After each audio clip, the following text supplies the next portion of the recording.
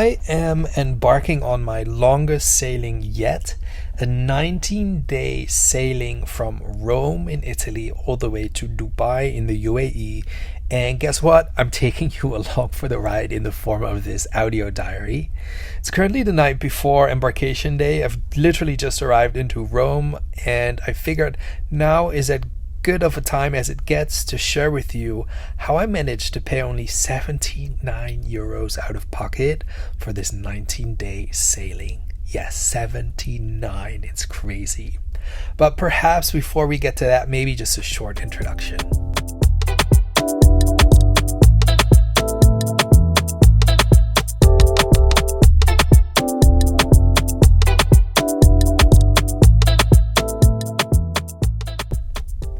So my name is Mike. I've been cruising the world not too long, just to be really honest. I used to be that guy that would just fly everywhere, and it wasn't until a couple of years ago that I randomly decided to just book a cruise, check it out, and that just instantly got me hooked. And it got me hooked in this crazy kind of way. It's almost like love at first sight. If you love cruising, hopefully you understand.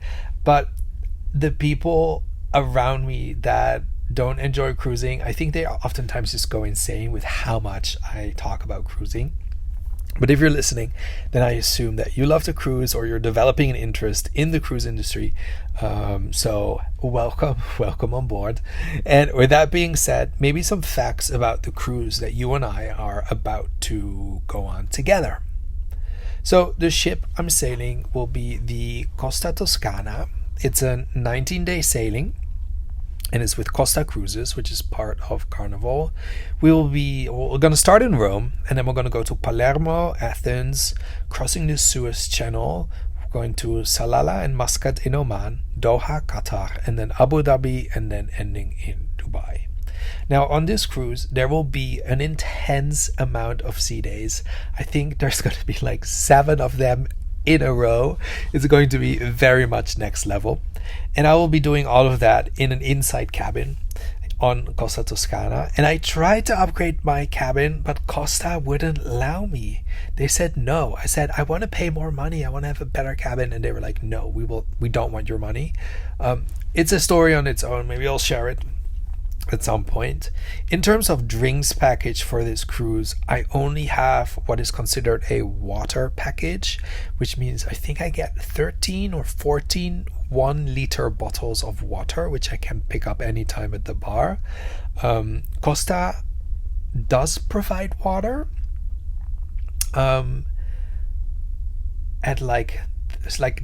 rephrase it. I would almost say there's like really no real drinks included with Costa. And yes, at breakfast and at lunch there is water in like dispensaries, but I thought, okay, I might as well get this water package, because the actual drinks package, which would include alcohol, for this specific sailing, because it's 19 days, was almost 700 euros.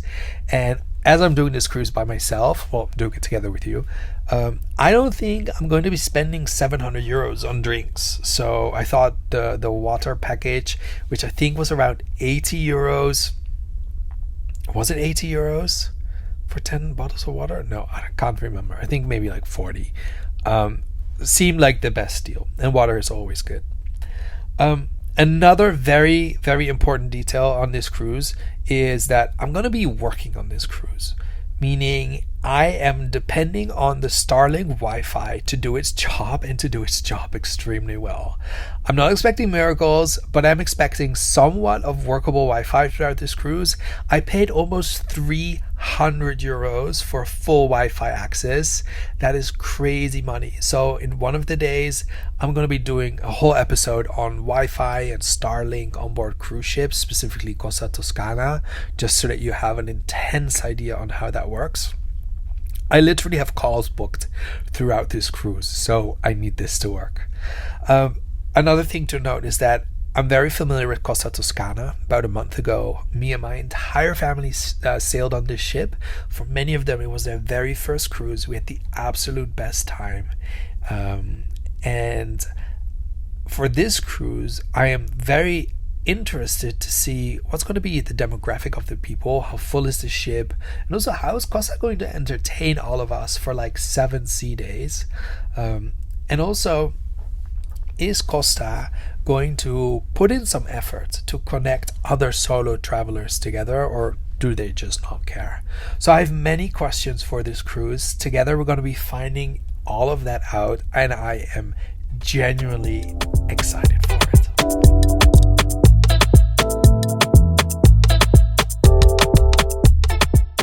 So I'm currently in my hotel in Rome. I just flew in from Brussels airport on ITA Airways. Very uneventful flight. And then after arrival, I took the train to Termini station. And then from there was a solid 20 minutes walk to my hotel, which sounds great, but for some reason I had not accounted for the fact that it could potentially rain. And you know when you like start walking somewhere and you're like, is it going to rain, yes or no? And then halfway through it just starts to rain and it starts to pour down, and then you just kind of commit to the idea of walking through the rain. That's just kind of what happened. So I arrived at the hotel completely soaked. So my point being, sorry I digress, is the idea that if you can, you should always try to arrive the day before you're sailing if you're going to be embarking from a port that is not close to where you're living. Just to avoid any kind of stress, you don't have to deal with flight delays. And if you are planning on flying in on the same day, please leave enough time. It's better to have crazy amounts of time and wait than to have so much stress and, cutting it short. I have seen people cut it short with same day flights being cancelled and delayed. You have no idea. Now, usually you are given an embarkation time, which is another good thing to note. But the thing is that you can still check into your cruise, I would say roughly until an hour before it is all aboard, which is basically when check-in closes. So my check-in for tomorrow is at 2 p.m. The all aboard is at 5:30. And I'll be taking the train from Rome to Civitavecchia, which is the hardest name to pronounce. And I think I did it right. And I should be arriving at the port around 1 p.m. So point being, I'm going to have no stress. So if you're thinking about booking a cruise, make sure that you are not going to put yourself in a position of stress. But I can hear you say, Mike, what did you mean when you said you only paid 79 euros for a 19-day sailing? Surely that cannot be true. And dare I say, yes, it is true. I am only paying 79 euros out of pocket for this sailing. And I'm going to break down for you step by step how that's possible and how you could potentially do the same.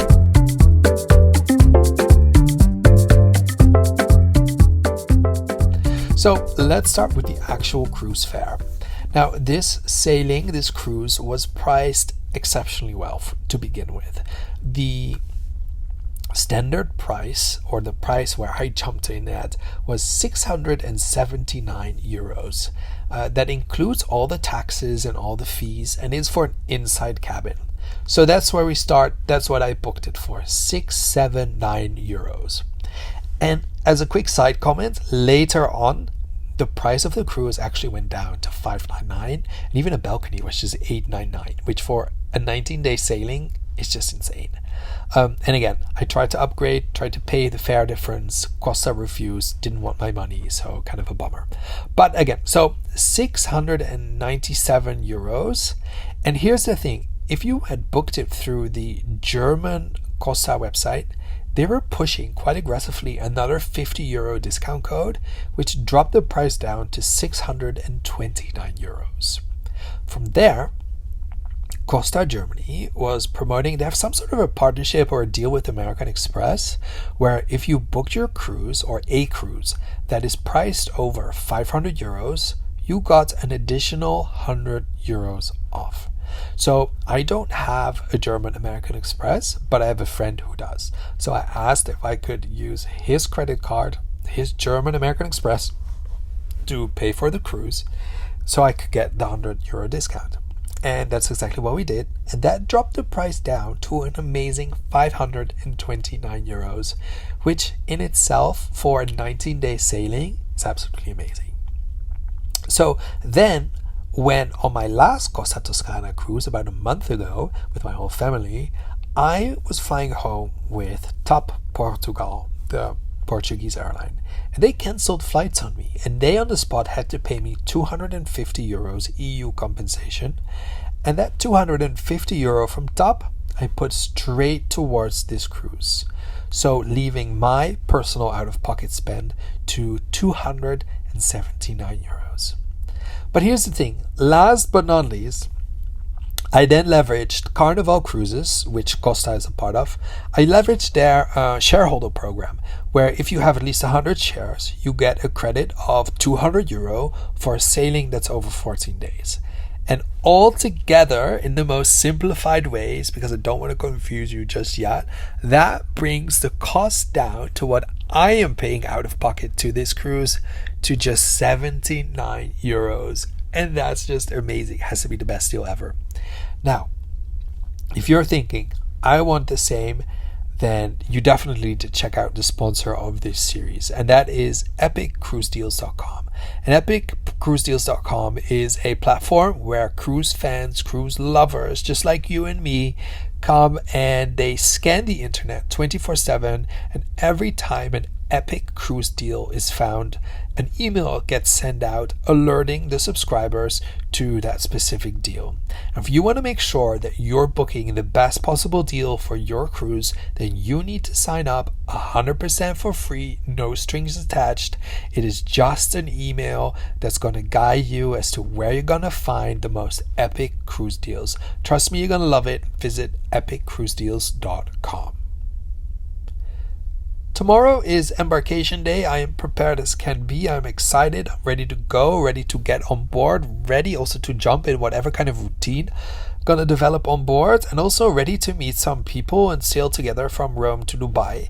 And if you've listened all the way through thus far, I'd love it if you could hit subscribe wherever you're listening. I am so excited to take you with me on this sailing, and I will see you in the next episode, and it's going to be embarkation day.